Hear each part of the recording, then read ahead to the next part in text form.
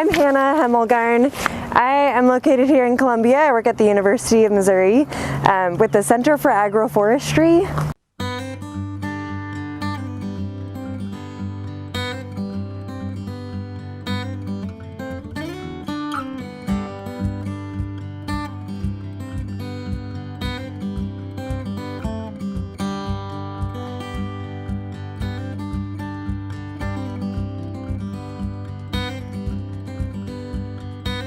The bucket method is super simple, and it's nice because all you need is a bucket and a drill to make the holes. Or you could even, like my first foray into growing mushrooms in containers was just an accident. You got some containers and they've got some cracks in them. You put your old spawn, you're not sure if it's still good anymore, throw it in with some straw and stuff, and oh, a month later you've got mushrooms growing in your garage or your shed. So it's pretty easy to do. The key is, or the concept I should say, is that we're putting a little bit more. It's all about this ratio of like the growing medium, the spawn, the moisture and air exchange. So we're putting quite a bit of that mycelium, that spawn, into the bucket, mixed in with the growing medium and the right amount of air exchange and moisture, and you close the lid, and then that moisture level is able to stay pretty static, and then depending how much mycelium is in the bucket, it can take from anywhere from a couple weeks to a couple months before you'll just start seeing mushrooms popping out of those holes. So that's pretty cool. You can do it without any land space. You can do it in a closet as long as it's not really dry in your house. Let's start with the simple stuff. We'll do the buckets first. We've got plenty of this spawn, so I don't think we need to be shy, but I'll just take a little handful of this and then sprinkle it into the bottom of the bucket. Oh, Dustin, do you want to share what you did with the drilling the holes? Yeah. Sort of a diamond pattern. Yeah, so we just measured the circumference of the bucket and spaced them out, and then every other row is offset to each other so that you have a good even pattern of those half-inch holes all the way around on 3 levels. Yeah. These are going to do just fine even if you don't have them lined up. Right. So I sprinkled a little bit. I'm cooking, right?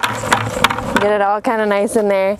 And then I'm going to take a couple nice big handfuls of I'm going to go under the dry stuff on top here. I want to get some nice saturated straw.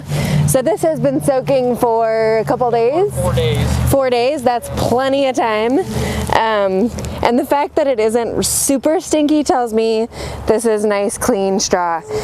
So for any of this, the growing medium needs to be free of other fungus, right? So if you see any signs of other mycelium, other mushrooms fruiting even on the logs or in the straw or the wood chips, it's probably not going to be a good new home for your spawn. So I'm putting in, I don't know, a couple inches of this, and it's loose. I'm not packing it down, because remember, I want some air exchange. And then I'll get into my bag of spawn here, do another, this is more than necessary. Just sprinkle another little tiny handful in there. And then another layer. We're just making lasagna. And you don't want to have a ton of water in the bucket, because if they're drowning, then they're not gonna thrive.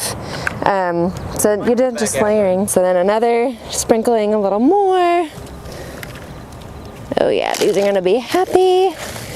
Another couple inches. You're getting the idea, right? This is not rocket science. This is oyster.